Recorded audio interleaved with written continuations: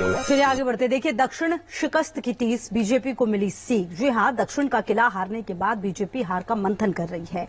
2024 की सियासी जंग के लिए अब वो नई रणनीति बना रही है। दूसरी तरफ कांग्रेस ने दक्षिण के दुर्ग पर तो कब्जा कर लिया है, लेकिन 2024 के महासंग्राम के लिए उसके तरकश में कोई खास तीर नहीं दिख रहा। विपक्ष की सबसे बड़ी दुविधा यह है कि 24 के रण में उनका चेहरा कौन होगा, और इसी के लिए विपक्षी खेमों से भगीरथी प्रयास किए जा रहे हैं। लेकिन तमाम कोशिशों के बावजूद विपक्ष के अंदर अब तक सहमति नहीं बन पाई है। ये रिपोर्ट देखिए।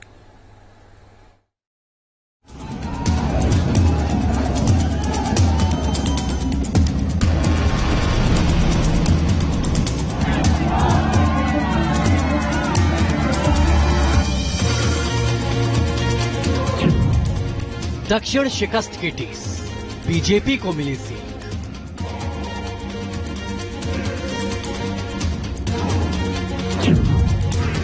कर्नाटक में मिली हार, 2024 का प्लान तैयार।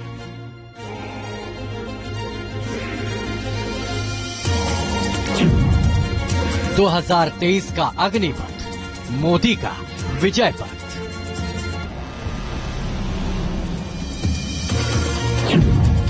मोदी के सामने कौन, विपक्ष कब तक मौन?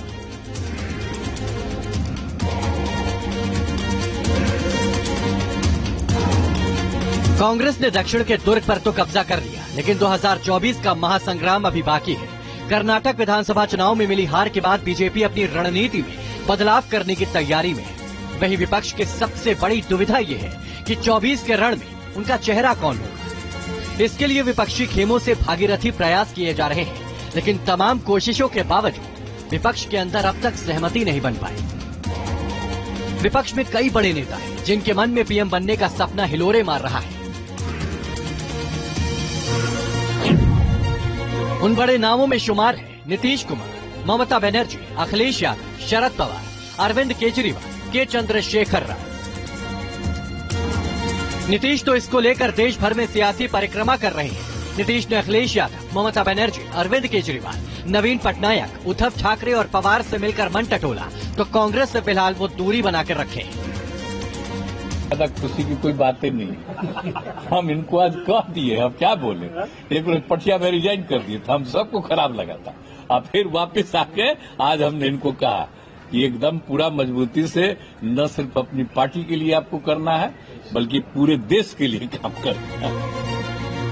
वहीं कांग्रेस भी नीतीश कुमार को भाव नहीं दे रही है। पूरे देश घूमकर भारत जोड़ो यात्रा करने वाले राहुल गांधी के रहते नीतीश की स्वीकार्यता कांग्रेस को हजम नहीं होती। देश में 3 मुद्दे हैं, ठीक है। सबसे जरूरी मुद्दा बेरोजगारी, नरेंद्र मोदी फेल। दूसरा मुद्दा भ्रष्टाचार, तीसरा मुद्दा किसानों का मुद्दा। छत्तीसगढ़ में 2 दिन के अंदर कर्जा माफ कर दिया हमने। नरेंद्र मोदी जी ने 5 साल किसानों की बात की, हर रोज किसानों की बात करते हैं, उनसे बोनस छीन लिया, कर्जा माफ नहीं किया, और उनका पूरा का पूरा पैसा जो वो इंश्योरेंस में देते हैं, वो सब का सब उन्होंने उन्हीं अनिल अंबानी जैसे लोगों को दे दिया। बस यही वो बड़ी वजह है जो विपक्ष को चाहकर भी एकजुट होने नहीं दे रही है, और इसका सबसे बड़ा फायदा पीएम नरेंद्र मोदी को होता दिख रहा है। इसीलिए पीएम मोदी समय समय पर विपक्ष को निशाने पर लेते रहते हैं। दिल्ली में उनका जो शाही परिवार बैठा है ना, उस शाही परिवार का नंबर 1 एटीएम बनाना चाहती है, और हर योजना में 85% कमीशन खाने वाली कांग्रेस। विपक्षी एकता पर तो सवालिया निशान है ही, साथ ही विपक्षी पार्टियों की अंदरूनी कलह भी उन्हें कमजोर करती है। राजस्थान में गहलोत और पायलट गुट के बीच आर पार की लड़ाई है। अखिलेश और शिवपाल के बनते बिगड़ते रिश्तों का पुराना इतिहास रहा है। तो महाराष्ट्र में अजीत पवार कई बार शरद पवार के लिए मुश्किलें खड़ी कर देते हैं। इस पूरे सियासी समीकरण को देखकर कहा जा सकता है कि भले ही कर्नाटक में बीजेपी को करारी शिकस्त मिली हो, लेकिन 2024 के महाभारत में पीएम मोदी अब भी विपक्ष पर बहुत भारी नजर आ रहे हैं। Team news nation.